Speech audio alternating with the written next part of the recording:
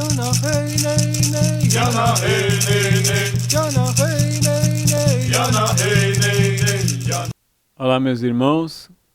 Voltamos aqui para a nossa segunda aula do nosso curso virtual de Teologia de Umbanda Sagrada. O nosso assunto hoje é Umbanda e Candomblé. A questão é: existem muitas semelhanças e diferenças entre Umbanda e Candomblé. E isso gera uma grande confusão entre aonde termina a Umbanda e aonde começa o Candomblé. Qual é a linha divisória entre Umbanda e Candomblé? Inclusive porque muita gente pratica Umbandomblé. Muita gente pratica Umbanda trançada no Candomblé. Umbanda mista no Candomblé. Muita gente pratica Umbanda ou Molocô no fundamento do Candomblé. Muita gente pratica Candomblé de caboclo.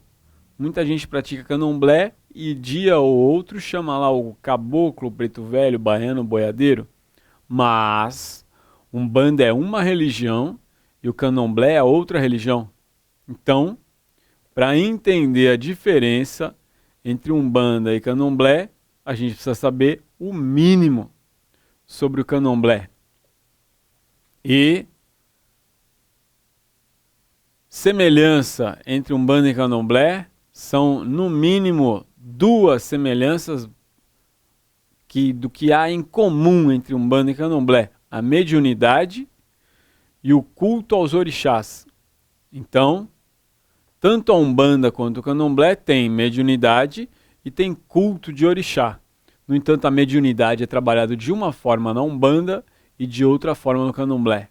Os orixás são os mesmos, mas os orixás são tratados de uma forma na Umbanda e são tratados de outra forma no Candomblé, porque são duas religiões distintas e diferentes, com fundamentos diferentes. Então a maneira de ver e enxergar o mundo religioso, o universo umbandista, é diferente da forma candomblecista. E até para que a gente possa entender a origem cultural do orixá, de orixá, é importante entender o Candomblé e a origem do culto do Candomblé, que vem dos cultos de nação africana. Então, no mínimo, a gente tem que ter um pouco de cultura sobre essa religiosidade africana e sobre a religiosidade afro-brasileira, que é presente no Candomblé e em outros cultos afro-brasileiros, como, por exemplo, o tambor de Mina. Então, há de se ter esse olhar. A nossa proposta agora é um convite para a gente voltar no tempo, na época da escravidão, em torno de 1500, 1600, 1700, e agora a gente começar a fazer essa regressão à África e começar a olhar o que é a África, da onde vem o orixá. Sabemos que teologicamente os orixás têm origem em Deus, mas culturalmente os orixás têm origem na África, mas não é em toda a África. O culto de orixá ele não está em toda a África. A África é um continente enorme. Acabamos de citar na outra aula que o Egito fica na África. Então, muito da religiosidade judaica e até do próprio cristianismo nasceu na África também. Nasceu ali próximo ao rio Nilo. Nasce ali naquela região do Oriente Médio. Então tem muito a se entender sobre a África e explorar a África para entender sobre as religiões da humanidade, principalmente do mundo ocidental. E os cultos de nação se chamam cultos de nação porque antigamente na África, ou ainda hoje, se usa a palavra nação para identificar grupos de etnia, de diferentes etnias. Hoje a gente tem um mapa geográfico que divide a África de modo sociopolítico, as divisões, né? Esse país, aquele outro, são divisões históricas que estão ali dentro do período de colonização, de divisão de terra, de território, mas antigamente a África ela era dividida apenas pela cultura. Nessa região tem essa cultura, naquela região aquela cultura, naquela região aquela outra cultura, e cada cultura traz uma forma de linguagem, uma forma de comportamento e uma religiosidade. Então, os orixás vêm da África de uma época em que a divisão era cultural. Os orixás são as divindades de uma determinada cultura africana, não de todos, mas de uma determinada cultura, que é a cultura Nagô, que fala a língua Yorubá. Essa cultura está localizada na região que hoje se chama Nigéria. Então, a Nigéria compreende essa área da cultura Nagô, que fala a língua Yorubá. Daí vem o culto de orixá. Do ladinho da Nigéria tem a República Popular do Benin.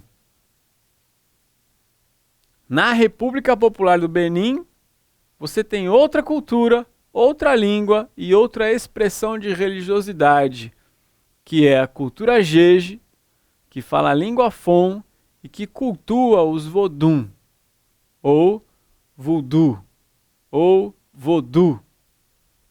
Uma cultura Jeje. Em Angola, que é uma outra região da África, em Angola, se falava no passado vários idiomas, mas, por exemplo, um dos idiomas principais falados em Angola era o quimbundo. E na língua quimbundo está o culto de Inquice. No Congo, do lado de Angola, no Congo se falava Kikongo. E se cultuavam os tatas e as iaias, que são os ancestrais divinalizados, que passaram a se tornar divindades, divinos. Então são diferentes culturas, diferentes regiões, diferentes espiritualidades. Cada região da África tem uma cultura, uma religiosidade diferente. Mas o culto de orixá, ele vai surgir então nessa região da cultura Nagô. É uma vasta extensão territorial que tem a cultura Nagô, que hoje é um país enorme, a Nigéria. Hoje a gente pega um país e divide ele em estados. E os estados se dividem em cidades. E nas cidades nós temos os bairros. Antigamente tinha uma grande nação de cultura Nagô-Yorubá e dentro dessa região pequenas nações que são como cidades. Então toda a região da cultura Nagô-Yorubá tem culto de orixá.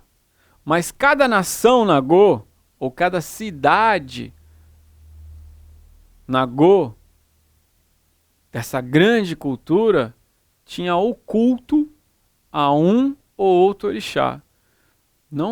O culto não era um culto para todos os orixás. Por exemplo, dentro da cultura Nagô-Yorubá, existe uma cidade que é a cidade sagrada. É como se fosse a Jerusalém. A cidade santa da cultura Nagô-Yorubá se chama Ilé-Ifé. Então, em Ilé-Ifé, nessa cidade, é considerado que ali, a partir daquela cidade, foi construído o mundo e os homens. Por isso, ali surgiu o culto do orixá Oxalá, considerado o mais velho dos orixás, que segundo Exu, há contradições. Mas ali está o culto de Oxalá, o culto do seu irmão, Odudua, e o culto de... E também nasce uma religiosidade de Ifá, porque também é a cidade de Orumilá. Então a cidade mais santa, Ilé-Ifé. Então ali se fala, nação de Ilé-Ifé. Depois existe a nação de Queto, que é onde tinha o culto de Oxóssi. A nação de Oió, onde está o culto de Xangô e de Iansã. A nação de Ijexá, da onde está o culto de Oxum. Ou a nação de Irê, da onde veio o culto de Ogum. E Exu é cultuado em todas as nações. Mas você pode dizer, esta é a cidade de Xangô, esta é a nação de Xangô, esta é a nação de Oxóssi, a cidade de Oxalá, a nação de Oxalá. Só de Exu é que se diz, não sabe exatamente em qual nação, em qual cidade nasceu o culto de Exu, porque Exu estava em todas as nações. Isso dá uma peculiaridade para Exu, o orixá Exu.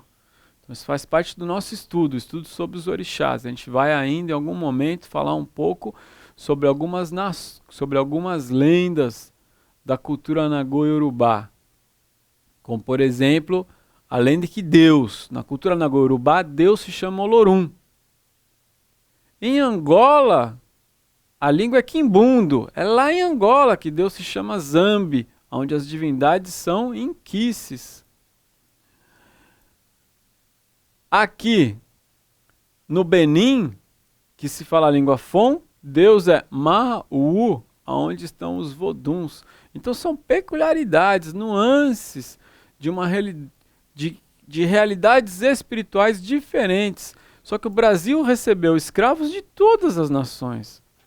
O Brasil recebeu escravos de várias etnias. Não é só a raça negra. Dentro da raça negra, dentro ali da cultura africana, você tem diferentes etnias africanas. Ou seja, tem a etnia da cultura Nagô-Iorubá, a etnia da cultura de Angola, a etnia da cultura do Congo, a etnia da cultura de Cabinda, a etnia da cultura de a etnia da cultura de cada uma dessas regiões, que dá inclusive traços físicos diferentes. Você pode olhar, por exemplo, para os Estados Unidos, foi muito de uma etnia chamada Fanti-Achante. E o negro norte-americano, ele é mais alto do que o negro brasileiro. Eles são, em média, têm uma altura maior. Isso tem a ver com aquela etnia, com qual região da África eles vieram. Os negros que colonizaram, que como escravos foram levados para as ilhas do Caribe, são de uma determinada etnia que fizeram surgir naquela região o voodoo, que é uma religião. Então a gente tem no Caribe esta religião do voodoo, que todo mundo acha que voodoo é magia negra, que voodoo é o bonequinho, porque viu no desenho do Pica-Pau um bonequinho do voodoo quando era criança, ou porque viu um filme onde alguém com um boneco na mão dizia que estava fazendo um voodoo. Voodoo é o candomblé haitiano. E ele é construído em cima da cultura Jeje, porque na cultura Jeje a divindade é Vodum. E os Voduns, os Voodoos, incorporam junto com espíritos. Então uma determinada cultura africana que predomina no Haiti. No Brasil, aliás, diga-se de passagem, o Brasil, sozinho, o Brasil recebeu mais escravo do que todas as outras regiões da América somadas.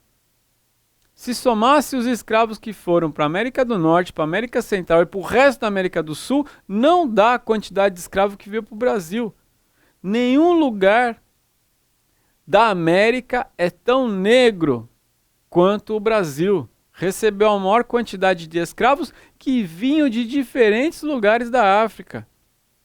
É por isso que na Bahia predomina uma cultura religiosa afro-brasileira chamada de candomblé, especificamente na especialidade no segmento de nação Queto, que quer dizer que da África vieram muito mais escravos da cultura Nagô, que falava Yorubá, e que vieram da cidade de Queto, africana, no final do período da escravidão, na Bahia. E se for para o Maranhão, no Maranhão predominou a cultura Jeje, que fala o Fon. Por isso que no Maranhão surgiu o tambor de mina, que é a religião de Vodum. Surgiu a encantaria altamente influenciada por Vodum. Mas no Rio de Janeiro antigo, a gente tinha uma predominância de Angola, que fez surgir uma religiosidade que foi chamada de macumba, sim. Sabemos que macumba é o nome de uma madeira, macumba é o nome de uma árvore, macumba é o nome de instrumento de percussão, de uma dança, mas macumba era o nome da religiosidade afro-brasileira no Rio de Janeiro, influenciada pela cultura Angola-Congo. Era o candomblé. Mas a palavra assumiu algo tão pejorativo, mas tão pejorativo, que ninguém mais aceita dizer que a sua religião é a macumba. Passou a ser chamado de candomblé de Angola. Passou a ser chamado de candomblé de caboclo. Essa religiosidade mais angolana, de fato, ou com influência do Congo, que é uma religiosidade mais livre, um pouco mais solta do que o candomblé baiano, que ele é mais fechado. Ele é mais exclusivo do que esse do Rio de Janeiro. Então estamos aqui na nossa aula sobre Umbanda e Candomblé para entender diferenças e semelhanças da Umbanda para o Candomblé e quebrar alguns dogmas, tabus e preconceitos, já que aqui no começo do curso a gente vem falando bastante sobre dogma, tabu e preconceito. Então, só estudando, vamos entender aí essa origem, semelhanças e diferenças, tá bom? Até o nosso próximo bloco. Bons estudos para todos. Atenção às nossas atividades. Coloque atenção nas suas dúvidas de acordo com o tema e o assunto abordado. Que Oxalá nos abençoe. Até o próximo bloco.